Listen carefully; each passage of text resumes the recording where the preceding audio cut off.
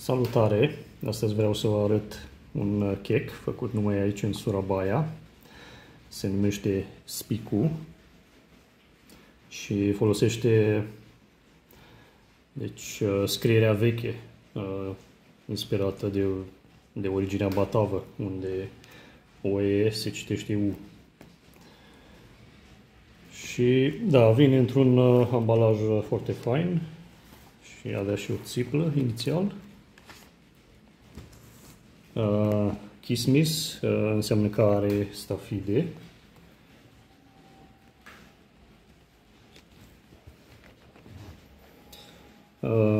Aici sunt ingredientele: tlur înseamnă ouă, margarină, evident. Mentega este unt, ceva beta-caroten pentru culoare, presupun. Tempuncte rigu, nu știu. Cacao, kismis, care este stafide și alte chestii.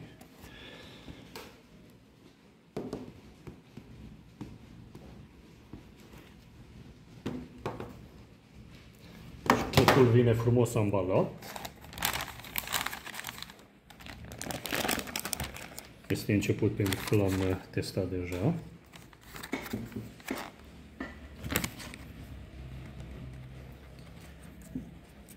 Jos are partea de cacao cu stafide și alte bunătăți.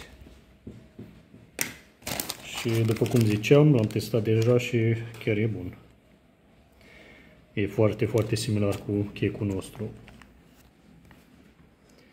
Și chestia e că se face numai aici, e un fel de afacere de familie, ceva tradițional în Surabaya. Și nu se mai produce în alte țări, în alte părți ale Indoneziei. Se găsește numai aici.